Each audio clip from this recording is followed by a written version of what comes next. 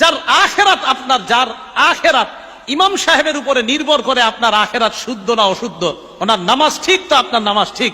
ইমাম সাহেব সামনে দাঁড়ায়, আপনার আখেরাতের পুরো দায়িত্বটা নিয়ে ইমাম সাহেব সামনে দাঁড়ায়। কিভাবে এরকম কিপটামি আর কৃপণতা করেন যে ওনার বেতন বাড়াইতে গেলে 7 দিন আর 15 দিন মিটিং করেন? আপনার তো লজ্জা থাকা দরকার। যার আখেরাত নির্ভর করছে যে ইমামের উপর, ওনার ব্যাপারে মিটিং করতে হবে কেন?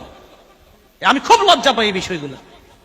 যে ইমাম সাহেবের ওনার কারণে আপনার আখেরাত, উনি সামনে দাঁড়ায়, আপনার আখেরাতের পুরো দায়িত্বটা নিয়ে সামনে দাঁড়ান একজন ইমাম।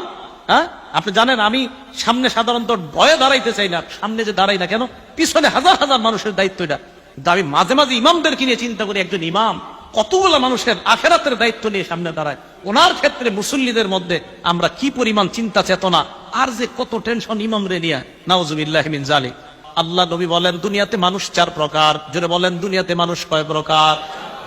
1 নাম্বার আব্দিন রাযাকাহুল্লাহু ইলমান ওয়া মালা। 1 নাম্বার যাকে আল্লাহ সম্পদ দিয়েছেন, বিদ্যা দিয়েছেন। 1 নাম্বার যাকে আল্লাহ সম্পদ দিয়েছেন, বিদ্যা দিয়েছেন, ফাহুয়া ইয়াত্তাকি ফীহি রাব্বা। ওই ব্যক্তি আল্লাহকে ভয় করে, কারণ তার কোরআন হাদিসের বিদ্যা আছে। কোরআন হাদিসের বিদ্যা থাকার কারণে আল্লাহকে ভয় করে। ওয়া ইয়াসিলু ফীহি রাহিমা। আল্লাহর জন্য ওই ব্যক্তি আত্মীয়তার সম্পর্ক রক্ষা করে। ওয়া ইয়ালামু আন্না লিল্লাহি ফীহি হাক্কা। টাকা আছে আর কোরআন হাদিসের বিদ্যা থাকার কারণে ওই ব্যক্তি বুঝে আমার এই সম্পদের মাঝে আল্লাহর হক আছে। তাহলে 1 নাম্বার, যাকে আল্লাহ বিদ্যা দিয়েছেন, সম্পদ দিয়েছেন। কোন আলেমকে যদি আল্লাহ বিদ্যা দেয় এবং সম্পদ দেয়, ওই আলেম তার বিদ্যার মাধ্যমে তার সম্পদ কোথায় খরচ করতে হবে এটা তার জানা আছে। আল্লাহ নবী বলেন ফাহুয়া বিআফজালিল মানাজিল। এই ব্যক্তি সবচাইতে শ্রেষ্ঠ মর্যাদাবান ব্যক্তি হয়ে যায়। সম্পদ আছে, টাকা আছে, কিন্তু সঠিকভাবে খরচ করে, এই ব্যক্তি শ্রেষ্ঠ ব্যক্তি। 2 ওয়া আব্দিন রাযাকাহুল্লাহু ইলমান ওয়া লাম ইয়ারযুকহু মালা। 2 নাম্বার, যাকে আল্লাহ বিদ্যা দিয়েছে, সম্পদ দেয় নাই। এমন অনেক আলেম আছে, আলেমদের মধ্যে 90% মাশাআল্লাহ আলেম, খুব ভালো আলেম, এলেম আছে, কিন্তু টাকা নাই। আছে না? মসজিদের ইমাম সাহেবদের এদিকে বেতন কেমন দেন তা তো জানি না আমি।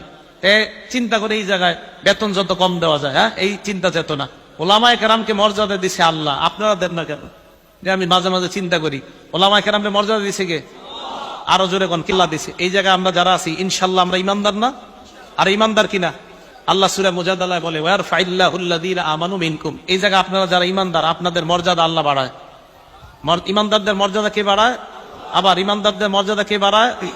এটা কারণ আছে, একটু বলতেছি। বলেন, এই জায়গায় যারা আমরা ইমানদার, আমাদের মর্যাদা বাড়ায় কে? আবার এই জায়গায় যারা ইমানদার, আমাদের মর্যাদা বাড়ায় কে? আচ্ছা, এই ইমানদারদের মাঝে আলেম আসেনি? এবার আল্লাহ কয় ওয়াল্লাযীনা উতুল ইলমা দারাজাত। তোমাদের ইমানদারদের মধ্যে যারা আলেম, তাদের মর্যাদা আরো অনেক উঁচু স্তরে আল্লাহ বেড়ায় দেয়। তা আলেমদের মর্যাদা আল্লাহ দিছে, আপনারা দেন না কেন? ইমাম সাহেবের বেতন বাড়াইতে প্রত্যেক মাসে কি যে এক ঝামেলা। হ্যাঁ, তাহলে ইমাম সাহেবের বেতন বাড়াইতে গেলে একটা পুরা মিটিং বসে, সপ্তাহব্যাপী মিটিং হয় না। 500, 1000 কি কয়? আরে 500 বাড়াও, 1000 এটা ঠিক না, 500 বাড়াও, 500ই তো হয়, 1000 কেমনে বাড়ায়? এটা নিয়ে মিটিং চলতে থাকে, পুরো 1 মাস চলে যায়। কি এক ঝামেলা।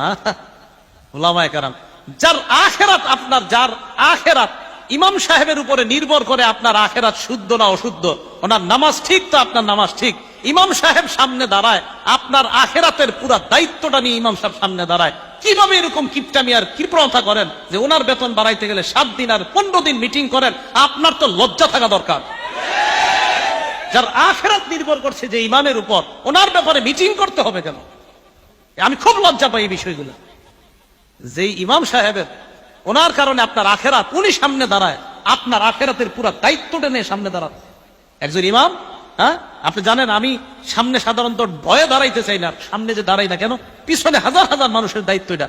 কিন্তু আমি মাঝে মাঝে ইমামদেরকে নিয়ে চিন্তা করি, একজন ইমাম কতগুলো মানুষের আখেরাতের দায়িত্ব নিয়ে সামনে দাঁড়ায়। ওনার ক্ষেত্রে মুসল্লিদের মধ্যে আমরা কি পরিমাণ চিন্তা চেতনা আর যে কত টেনশন ইমামরে নিয়ে, নাউজুবিল্লাহি মিন জালিক। বলেন, ইমামদেরকে সম্মান করবো তো ইনশাআল্লাহ? সম্মান করেন। সম্মান কেন সম্মান করবেন জানেন? ইমাম যে জায়গায় দাঁড়ায়, ওই জায়গায় দাঁড়ায় নবীজি ইমামতি করেন। হ্যাঁ, বলেন, ইমাম যে জায়গায় দাঁড়ায় সেখানে দাঁড়ায় ইমামতি কে করতেন?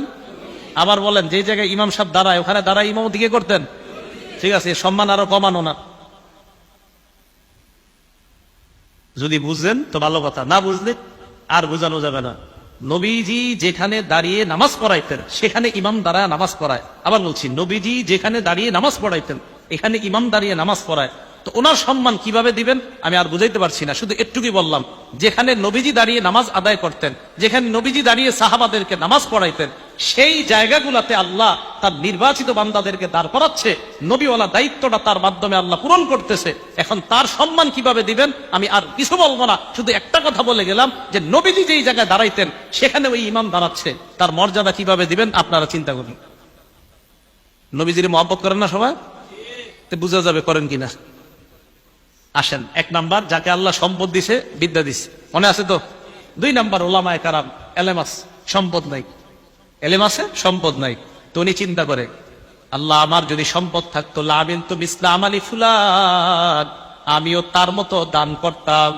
আমার সম্পদ নাই তাই আমি দান করি না, যদি থাকতো আমি তার মতো দান করতাম।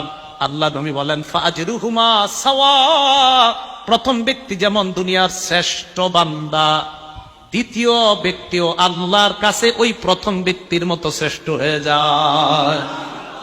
দ্বিতীয় জনের টাকা পয়সা দান না করে প্রথম জনের মতোই নিয়ত। এবার 3 নাম্বার কে জানি? যাকে আল্লাহ সম্পদ দিছে, বিদ্যা দেয় নাই। যাকে আল্লাহ সম্পদ দিয়েছে, বিদ্যা দেয় নাই, এই ব্যক্তি এবার সম্পদ কি করে? তার সম্পদ যেমনি ইচ্ছে এমনি খরচ করে। ভারত পাকিস্তানের খেলার সময় 1 কোটি টাকা বাজি নেয়, জুয়া খেলে, তাস খেলে, ইত্যাদি খেলার মধ্যে তার টাকা নষ্ট করে। আলেমদের কাছে মাসালা জিজ্ঞাসা করে না, টাকা যেমনি মন চাই এইভাবে খরচ করে। আল্লাহ নবী বলেন এই লোকটা সবচেয়ে নিকৃষ্ট, বলেন নাউজুবিল্লাহ। 4 নাম্বার যাকে আল্লাহ সম্পদ দেয় নাই, বিদ্যা দেয় নাই, পুরা কপাল।